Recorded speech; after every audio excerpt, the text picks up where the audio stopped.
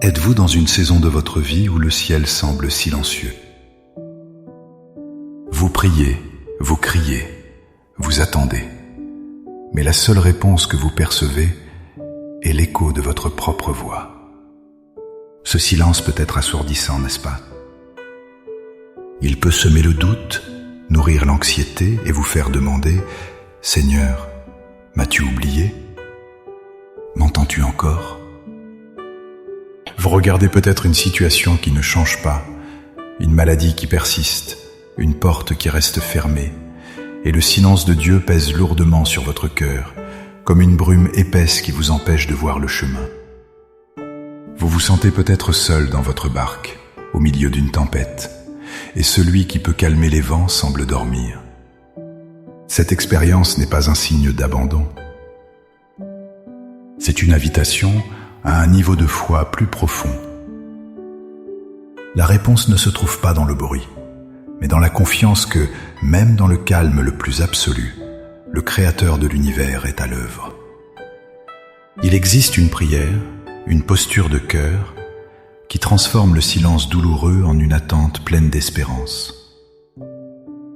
Dans les minutes qui suivent, je vous invite à faire ce voyage avec moi. Ensemble, nous n'allons pas prier pour briser le silence, mais pour recevoir la force de croire en l'action de Dieu au cœur même de ce silence. Nous allons transformer l'attente passive en une foi active et victorieuse. Avant de présenter nos requêtes, il est crucial de graver cette vérité fondamentale dans notre esprit.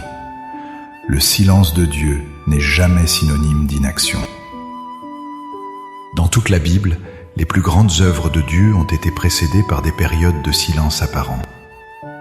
Pensez à Joseph, vendu par ses frères, oublié dans une prison égyptienne pendant des années. Pour lui, chaque jour devait ressembler au précédent, dans un silence total de la part de Dieu. Mais en coulisses, dans l'invisible, Dieu tissait le plan qui allait non seulement le sauver, mais aussi sauver une nation entière de la famine. Le silence était le temps de sa formation, de son positionnement. Considérez l'exemple le plus puissant de tous, le Samedi Saint. Le jour entre la crucifixion et la résurrection.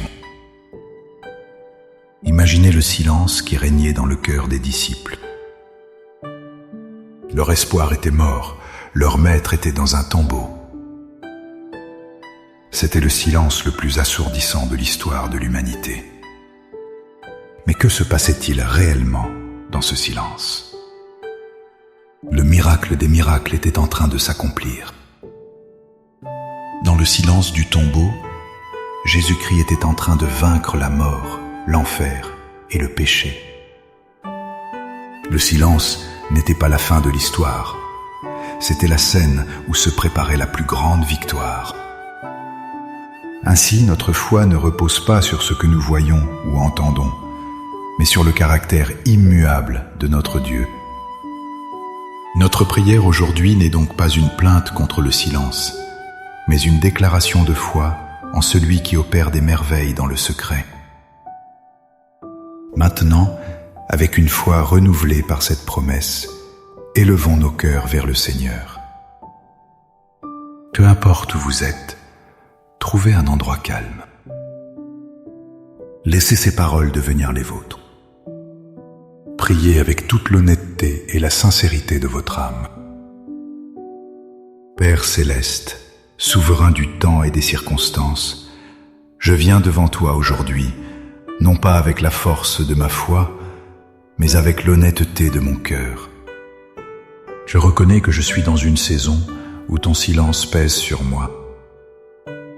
J'ai cherché des signes, j'ai tendu l'oreille pour entendre ta voix, et je me sens parfois seul dans mon attente. Mais aujourd'hui, je choisis de venir à toi, la source de toute espérance. Seigneur, je dépose à tes pieds le fardeau de mon incompréhension. Je renonce au besoin de voir pour croire. Je me libère de la frustration de mon propre calendrier, de mes propres attentes sur la manière et le moment où tu devrais agir. J'abandonne entre tes mains l'anxiété qui naît de ce que mes yeux voient et de ce que mes oreilles n'entendent pas. Je choisis de te faire confiance plus qu'à mes propres sentiments. Pardonne-moi pour les moments où j'ai laissé le doute s'installer, où j'ai cru que ton silence signifiait ton absence.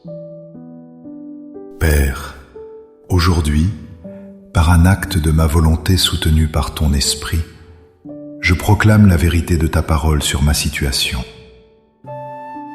Je proclame que tu es bon et que tes plans pour moi sont des plans de paix et non de malheur. Je proclame que tu es toujours à l'œuvre, même lorsque je ne peux pas le percevoir. Je crois que, comme pour Joseph dans sa prison, tu utilises ce temps de silence pour me former, me préparer et me positionner pour l'accomplissement de tes promesses dans ma vie. Chaque jour d'attente n'est pas un jour perdu, mais un jour où tu travailles en profondeur dans mon caractère. Je crois que ce silence que je vis est peut-être mon samedi saint. Ce temps entre la promesse et son accomplissement éclatant. Et tout comme tu as fait sortir la vie du tombeau, je crois que tu prépares une résurrection pour moi, une percée, une réponse qui dépassera tout ce que j'aurais pu imaginer.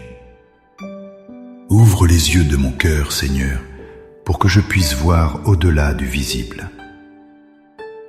Donne-moi une sensibilité spirituelle pour discerner ta main à l'œuvre dans les petites choses. Remplis-moi de ta paix, cette paix qui surpasse toute intelligence et qui garde mon cœur et mes pensées en Jésus-Christ, indépendamment des circonstances extérieures. Renouvelle ma force, afin que je puisse continuer à attendre, non pas passivement, mais avec une espérance active et joyeuse. Par la foi, je reçois ta paix maintenant. Je reçois ta force.